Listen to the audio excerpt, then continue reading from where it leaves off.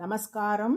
1000 நாமங்கள் 1000 கதைகள் 216வது திருநாமம் அனிமிஷாய நமக.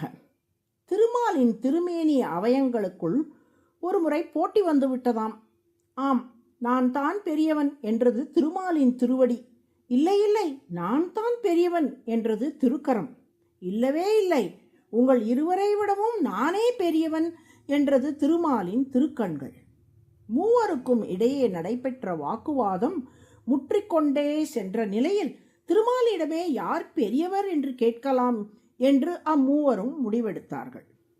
முதலில் திருவடி திருமாலிடம், நான் தானே பெரியவன், உன் திருமேனியையே நான் தானே தாங்கிக் கொண்டிருக்கின்றேன். பக்தர்கள் சரணாகதி செய்ய வரும்போது என்னைத்தானே பிடித்து கொள்கிறார்கள். கரங்களையோ கண்களையோ யாரேனும் வந்து பிடித்து கொள்வது உண்டா? இதிலிருந்தே நான் பெரியவன் என்று புரிகிறதல்லவா என்று சொன்னது. நியாயமாகத்தான் தோன்றுகிறது என்று சொன்னார் திருமால். இல்லை என்று மறுத்த திருக்கரம், அந்த திருவடியில் போய் சரணாகதி செய்யுங்கள் என்று அந்த திருவடியை காட்டிக் கொடுப்பவனே நான் தானே. நான் இல்லாவிட்டால் எப்படி அடியார்கள் திருவடியில் சரணாகதி செய்வார்கள் என்று கேட்டது. இன்றும் திருமலையப்பன் தனது வலது கரத்தால் தனது திருவடியை காட்டிக்கொண்டு தன்னிடம் சரணாகதி செய்ய வருமாறு அடியார்களை அழைக்கும் வண்ணமல்லவா எழுந்தருளியுள்ளார். உன்னுடைய தரப்பிலும் நியாயம் இருக்கவே செய்கிறது என்று திருக்கரத்தை பார்த்து சொன்னார் திருமால். திருக்கண்களோ, திருமாலே, நல்லது தீயது நியாயம் அந்நியாயம் அனைத்தையும் தாங்கள் நன்கு அறிவீர்கள். நீங்களே பார்த்து நியாயமான தீர்ப்பை தாருங்கள் என்றது. திருவடியே, உன்னிடம் அடியார்கள் சரணாகதி செய்கிறார்கள் என்பது சரிதான். திருக்கரமே, நீ தான் திருவடியை காட்டிக் கொடுக்கிறாய் என்பதும் சரிதான். ஆனால் எனது திரு கண்களின் கட்டாட்சம் ஒருவன் மேல் பட்டால்தானே அவன் திருக்கரத்தையும் பார்ப்பான், திருவடியையும் பிடிப்பான். இந்த கண்களின் கட்டாட்சத்தை பெறாதவன் திருக்கரத்தையும் கவனிக்க மாட்டான், திருவடியையும் பிடிக்க மாட்டான். எனவே திருக்கண்களே திருவடி திருக்கரம் இரண்டை விடவும் உயர்ந்தது என்று திருமால் தீர்ப்பளித்தார்.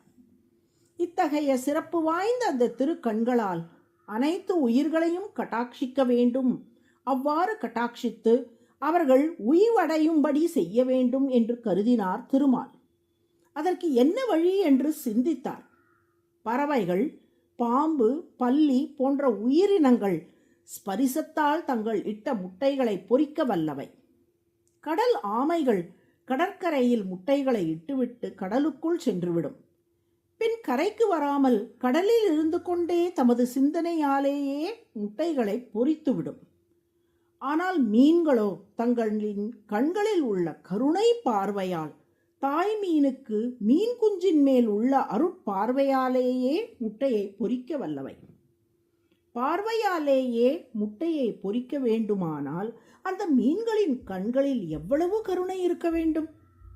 அடியார்களின் மேல் கண்களின் கட்டாட்சத்தை நன்கு பொழிவதற்கு நாமே மீனாக பிறப்பது தான் சிறந்த வழி என்று கருதிய திருமால் மத்ஸ்யாவதாரம் செய்து பிரம்மா, மனு, சப்த ரிஷிகள், சத்தியவிரத மன்னன் உள்ளிட்ட மெய்யடியார்களின் மீது தனது அருட்பார்வையை நன்கு பொழிந்தார்.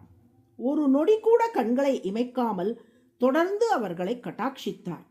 நிமிஷ என்றால் கண்களை மூடுதல் அல்லது இமைத்தல். கண்களை இமைக்காது தொடர்ந்து அடியார்களை கட்டாட்சித்தபடியால் மத்ஸ்யமூர்த்தி அனிமிஷ, கண்களை இமைக்காதவர் என்று அழைக்கப்படுகிறார்.